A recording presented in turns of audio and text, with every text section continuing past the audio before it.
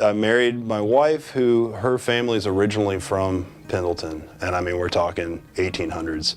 She grew up in Atlanta, but after we were married in 2008, I think 2010, we moved up here from Charleston. Her folks were here, her grandparents were here, and we were just looking for a kind of a slower pace of life, and Pendleton really grew on us. Can't really imagine being somewhere else right now, raising our kids and all. It's a good place to be. This building was originally in my wife's family. At some point, her grandmother sold it to the Durham family, who had a garage here for many years. When they outgrew this building and had it up for rent or sale, I actually looked at renting it, and I was like, there was no way I could afford it. My in-laws are incredible people. They love me like a son, and they kind of pitched the idea, what if we helped you get in that building? Here I am 14 years later, I think. My wife's family is originally the McClellan family. Her grandparents were Charlie and Joy McClellan. They lived in the Sitton house, which was built in 1859 by John B. Sitton. That's kind of how her folks, who lived and have most of their professional lives in Atlanta, that's kind of how they ended up in Pendleton. From the beginning, I was doing high-end cabinetry and furniture in here, some antique refinishing for the Historical Foundation.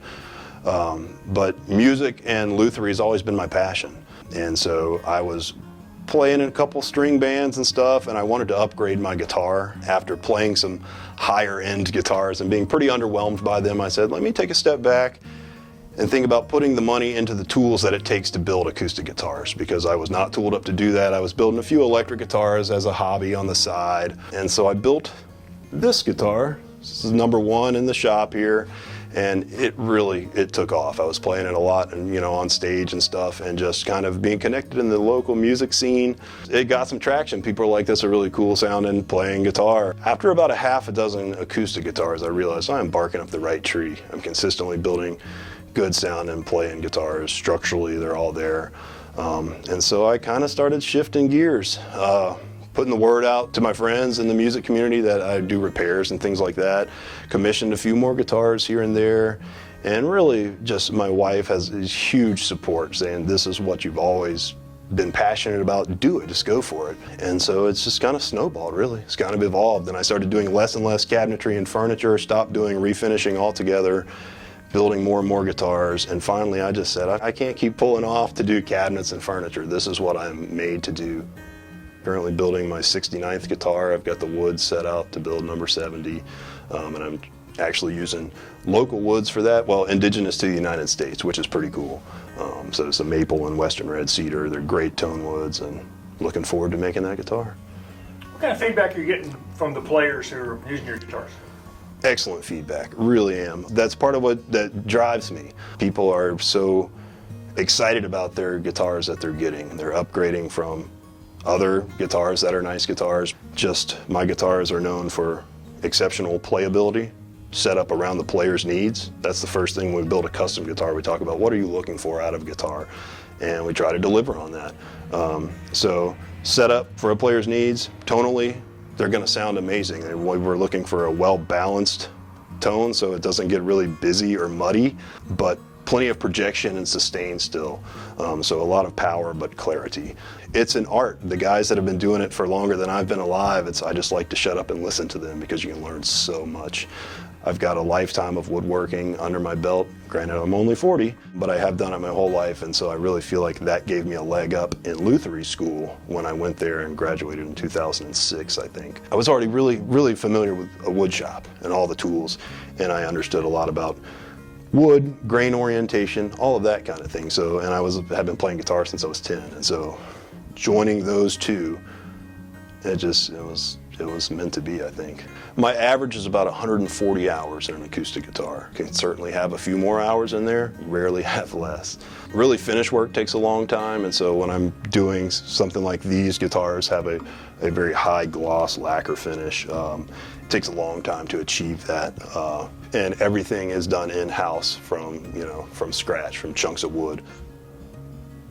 Are you still playing a lot? Just in here, honestly, between just the family, and we have a bit of a mini farm with goats and chickens and all of that. Between the family and home life and this, I don't know what more I could ask for. I probably should play out more. I get plenty of offers, and that's humbling to me, and I'm grateful. We have a lot of spontaneous jams in here. I shouldn't say that. I'm fortunate to play a lot of music in here with just folks that walk in. Sometimes I've never met them before. Sometimes my friend from Nashville came the other day. It's a wonderful part of it.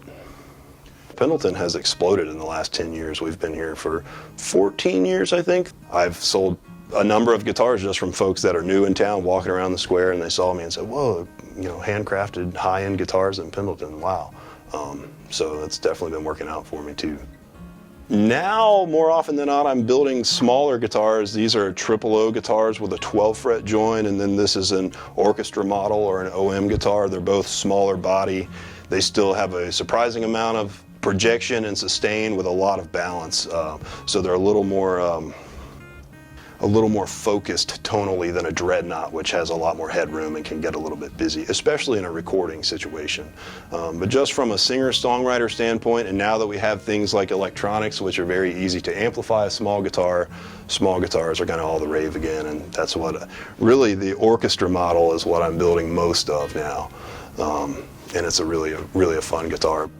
First guitars I were building were larger, kind of bluegrass string band geared guitars, which are dreadnought guitars. They were invented, I believe, in 1914 by C.F. Martin for that reason. String bands had become popular up until that point. Guitars had been smaller guitars. You've probably heard of them referred to as parlor guitars. So they needed guitars, didn't have amplification back then, and they needed bigger sound, and so that's how the dreadnought was created. Most of my business is online, believe it or not, social media, which is not my bag, but man, it works for business. People follow my work, and I've got guitars in New Jersey and Virginia and Alabama and Kentucky and plenty in the lower part of the state where I'm from. I have a really good friend down in Columbia who's a collector. I built a guitar for him. He reached out with very specific, this is what I'm looking for, been following your work a little bit, willing to take a chance on you, because he knows a lot about nice guitars. As I was building that guitar, unbeknownst to me, he was kind of posting pictures on Facebook and sending to some of his friends. So I've since built some guitars for other friends of his, like the guy in New Jersey I've built a couple guitars for. Word of mouth has been huge, just word of mouth on social media and locally in the music scene. And now I'm pretty sure my name is one of the first to pop up when people need something repaired. There's a guy, Mike Weems, down in the lower part of Anderson, who has a lot of experience on me in the repair world. I send a lot of repair his way just because he knows more than I do about it. And really, building is my focus, but I do find that repairing guitars keeps me sharp. So you hold it in different places very lightly. Now that's ringing like a bell. And so what I'm shooting for is kind of a wide range of different tones. I don't try to tune my tops to a certain pitch or anything like that. I'm not that good. Definitely flexing the tone bars, seeing how they kind of spring, how much movement they have and how they spring back. And then listening to you want a wide range of different tones that sound musical and have good sustain. Bars like this, you want them to ring at different frequencies. If they're at the same frequency, they'll actually kind of cancel each other out. So that's why just the different tones. Pay attention to where, what's sounding like where.